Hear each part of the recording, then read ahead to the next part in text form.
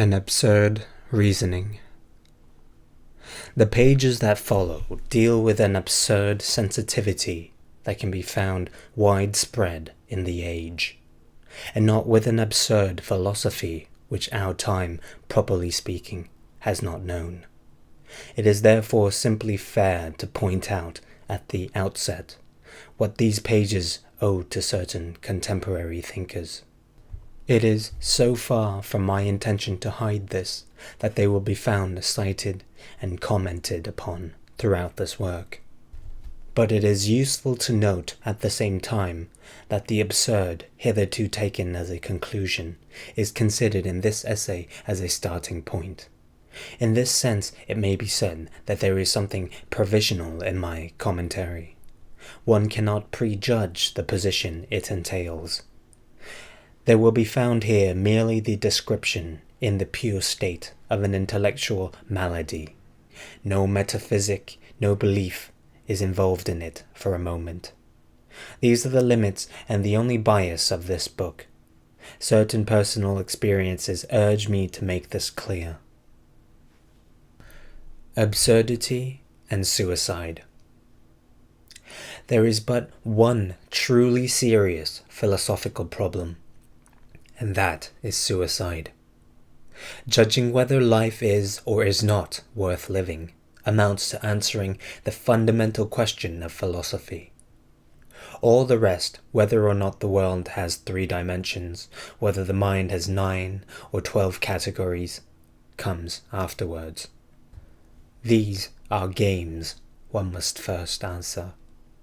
And if it is true, as Nietzsche claims, that a philosopher, to deserve our respect, must preach by example, you can appreciate the importance of that reply, for it will precede the definitive act. These are facts the heart can feel, yet they call for careful study before they become clear to the intellect. If I ask myself how to judge that this question is more urgent than that, I reply that one judges by the actions it entails. I have never seen anyone die for the ontological argument. Galileo, who held a scientific truth of great importance, abjured it with the greatest ease as soon as it endangered his life. In a certain sense, he did right. That truth was not worth the stake. Whether the earth or the sun revolves around the other is a matter of profound indifference. To tell the truth, it is a futile question. On the other hand, I see many people die because they judge that life is not worth living. I see others paradoxically getting killed for the ideas or illusions that give them a reason for living. What is called a reason for living is also an excellent reason for dying. I therefore conclude that the meaning of life is the most urgent of questions. How to answer it? On all essential problems, I mean thereby those that run the risk of leading to death or those that intensify the passion of living, there are probably but 2 methods of thought. The method of La Palisse and the method of Don Quixote. Solely the balance between evidence and lyricism can allow us to achieve simultaneously emotion and lucidity. In a subject at once so humble and so heavy with emotion, the learned and classical dialectic must yield, one can see, to a more modest attitude of mind, deriving at one and the same time from common sense and understanding. Suicide has never been dealt with except as a social phenomenon. On the contrary, we are concerned here at the outset with the relationship between individual thought and suicide. An act like this is prepared within the silence of the heart, as is a great work of art. The man himself is ignorant of it. One evening he pulls the trigger, or jumps. Of an apartment building manager who killed himself, I was told that he had lost his daughter 5 years before. that he had changed greatly since, and that experience had undermined him. A more exact word cannot be imagined. Beginning to think is beginning to be undermined. Society has but little connection with such beginnings. The worm is in man's heart. That is where it must be sought. One must follow and understand this fatal game that leads from lucidity in the face of experience to flight from light. There are many causes for a suicide, and generally the most obvious ones were not the most powerful. Rarely is suicide committed, yet the hypothesis is not excluded, through reflection. What sets off the crisis is almost always unverifiable. Newspapers often speak of personal sorrows or of incurable illness. These explanations are plausible, but one would have to know whether a friend of the desperate man had not that very day addressed him indifferently. He is the guilty one, for that is enough to precipitate all the rancours and all the boredom still in suspension. But if it is hard to fix the precise instant, the subtle step when the mind opted for death, it is easier to deduce from the act itself the consequences it implies. In a sense, and as in melodrama, killing yourself amounts to confessing. It is confessing that life is too much for you, or that you do not understand it. Let's not go too far in such analogies, however, but rather return to everyday words. It is merely confessing that is not worth the trouble. Living naturally is never easy. You continue making the gestures commanded by existence for many reasons, the first of which is habit. Dying voluntarily implies that you have recognized, even instinctively, the ridiculous character of that habit, the absence of any profound reason for living, the insane character of that daily agitation, and the uselessness of suffering. What then is that incalculable feeling that deprives the mind of the sleep necessary to life? A world that can be explained even with bad reasons is a familiar world. But on the other hand, in a universe suddenly divested of illusions and lights, man feels an alien, a stranger. His exile is without remedy, since he is deprived of the memory of a lost home or the hope of a promised land. This divorce between man and his life, the actor and his setting, is properly the feeling of absurdity. All healthy men have thought of their own suicide. It can be seen without further explanation that there is a direct connection between this feeling and the longing for death. The subject of this essay is precisely this relationship between the absurd and suicide, the exact degree to which suicide is a solution to the absurd. The principle can be established that, for a man who does not cheat what he believes to be true, must determine his action. Belief in the absurdity of existence must then dictate his conduct. It is legitimate to wonder, clearly and without false pathos, whether a conclusion of this importance requires forsaking as rapidly as possible an incomprehensible condition. I am speaking, of course, of men inclined to be in harmony with themselves. Stated clearly, this problem may seem both simple and insoluble, but it is wrongly assumed that simple questions involve answers that are no less simple, and that evidence implies evidence. A priori, in reversing the terms of the problem, just as one does or does not kill oneself, it seems that there are but two philosophical solutions, either yes or no. This would be too easy. but allowance must be made for those who, without concluding, continue questioning.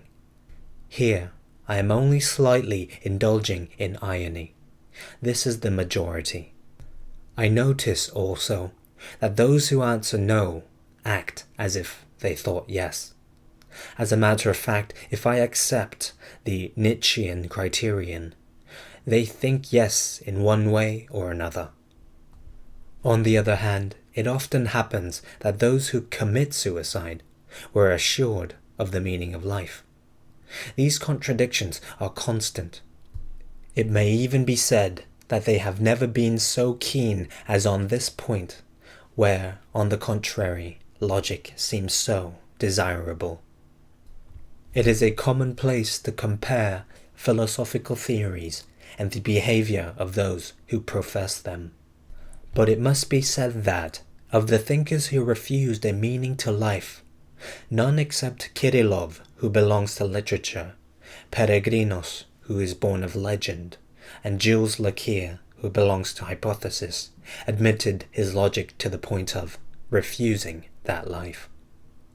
Schopenhauer is often cited as a fit subject for laughter, because he praised suicide while seated at a well-set table. This is no subject for joking. That way of not taking the tragic seriously is not so grievous, but it helps to judge a man. In the face of such contradictions and obscurities, must we conclude that there is no relationship between the opinion one has about life and the act one commits to leave it? Let us not exaggerate in this direction. In a man's attachment to life, there is something stronger than all the ills in the world. The body's judgment is as good as the mind's, and the body shrinks from annihilation. We get into the habit of living before acquiring the habit of thinking. In that race which daily hastens us toward death, the body maintains its irreparable lead. In short, the essence of that contradiction lies in what I shall call the act of eluding, because it is both less and more than diversion in the Pascalian sense. Eluding is the invariable game. The typical act of eluding, the fatal evasion that constitutes the third theme of this essay, is hope. Hope of another life one must deserve, or trickery of those who live. Not for life itself, but for some great idea that will transcend it, refine it, give it a meaning, and betray it. Thus, everything contributes to spreading confusion. Hitherto, and it has not been wasted effort, people have played on words and pretended to believe that refusing to grant a meaning to life necessarily leads to declaring that it is not worth living. In truth, there is no necessary common measure between these two judgments. One merely has to refuse to be misled by the confusions, divorces, and inconsistencies previously pointed out. One must brush everything aside and go straight to the real problem. One kills oneself because life is not worth living. That is certainly a truth. Yet an unfruitful one because it is a truism. But does that insult to existence, that flat denial in which it is plunged, come from the fact that it has no meaning? Does its absurdity require one to escape it through hope or suicide? This is what must be clarified, hunted down, and elucidated while brushing aside all the rest. Does the absurd dictate death? This problem must be given priority over others, outside all methods of thought and all exercises of the disinterested mind. Shades of meaning, contradictions, the psychology that an objective mind can always introduce into all problems, have no place in this pursuit and this passion. It calls simply for an unjust, in other words, logical thought. That is not easy. It is always easy to be logical. It is almost impossible to be logical to the bitter end. Men who die by their own hand consequently follow to its conclusion their emotional inclination. Reflection on suicide gives me an opportunity to raise the only problem to interest me. Is there a logic to the point of death? I cannot know unless I pursue without reckless passion in the sole light of evidence, the reasoning of which I am here suggesting the source. This is what I call an absurd reasoning. Many have begun it. I do not yet know whether or not they have kept to it. When Karl Jaspers, revealing the impossibility of constituting the world as a unity, exclaims, "This limitation leads me to myself, where I can no longer withdraw behind an objective point of view that I am merely representing, where neither I myself nor the existence of others can any longer become an object for me. He is evoking after many others those waterless deserts where thought reaches its confines. After many others, yes indeed, but how eager they were to get out of them. At that last crossroad where thought hesitates, many men have arrived, and even some of the humblest. They then abdicated what was most precious to them, their life. Others, princes of the mind, abdicated otherwise, but they initiated the suicide of their thought in its purest revolt. The real effort is to stay there, rather insofar as that is possible, and to examine closely the odd vegetation of those distant regions. Tenacity and acumen are privileged spectators of this inhuman show, in which absurdity, hope, and death carry on their dialogue. The mind can then analyze the figures of that elementary yet subtle dance before illustrating them and reliving them itself.